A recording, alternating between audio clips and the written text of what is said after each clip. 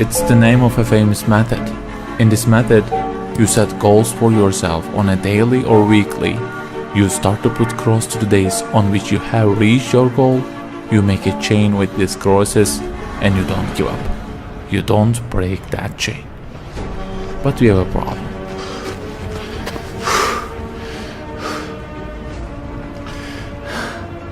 Personal development specialists say that we should have goals.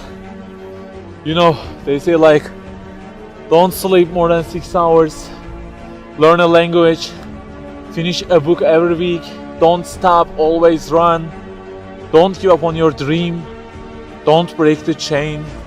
Okay, I don't object to them. I also have a table and put crosses on it every day and go after many goals, no problem. But you know what?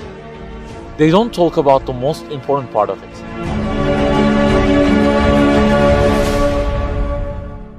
Let me give you a simple mathematical example.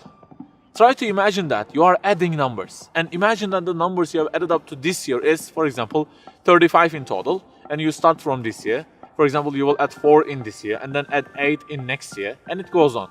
And there is an unknown time which counts down, and when it ends, you can't add any other number. Okay, you start the addition. Plus 4, plus 8, plus 7, plus 3. You add ambitiously, you keep adding and adding.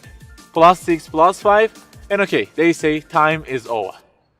Then you realize that you have added the numbers into a giant parenthesis, and there is a zero multiplication at the end of it. It wipes out all the numbers you have added all those years, and the result becomes 0. Of course, you are disappointed. All your efforts have been wiped out by the 0.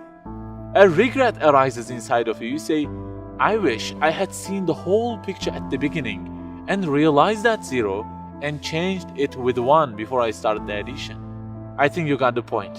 Okay, guys, you may have goals for this year and afterwards. Learning a language, finishing a book every week, increasing your monthly income to $15,000, not sleeping more than 6 hours, etc. But for what? For what do we set goals exactly?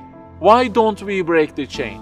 If it is just for a more comfortable or a more respectable life, remember that all this will already be 0 with death. The death will wipe out all of them. The person who knows English will be equal with the one who doesn't know. The one who earns more will be equal with the one who earns less. The one who can reach his goals will be equal with the one who can't. So, if at the end of it, the death will 0 everything, so what is the meaning of adding more numbers with an ambition? It just increases the degree of the disappointment that you will feel. So the logical thing is seeing the whole picture at the beginning. In this life journey, which will end in an unknown time, my first job must be to prevent death from being 0. Well, can I really prevent death from being 0? I mean, since everything will leave my hands and will be lost, is there any other way that would transform them into something eternal?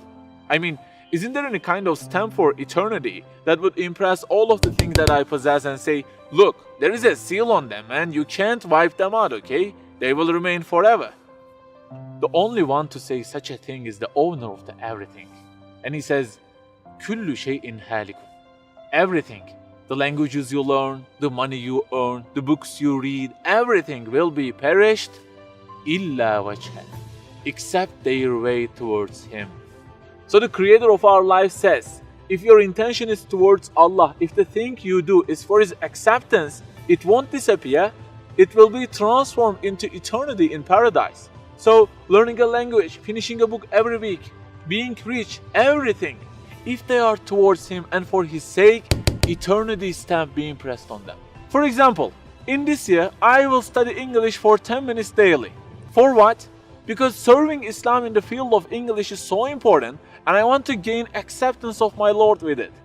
That 0 has turned into 1. This year, I will finish a book every week. Why? Because this is the way of being a more sophisticated person and serving Islam better, and Allah who is eternal will be pleased with it. Good news, that 0 has turned into 1 because now His acceptance is your intention. I aim increasing the income of my company to $150,000. For what? Because I will spend that money on spreading the message of the Quran to the whole world and the publications that would please Him. you have exterminated the zero because now your goal is towards him.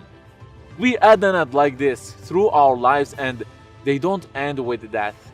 People who seek Allah's sake in their actions kill their death. Death cannot zero their additions.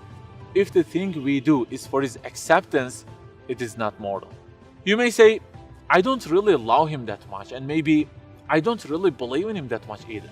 So how can I do everything for his sake? I don't even know who he is.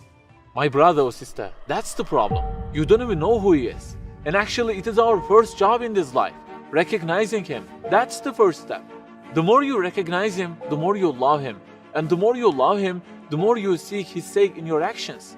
So learn about him. Who made you? What does he want? Why does he give you such a billion things in each day? Read, find out.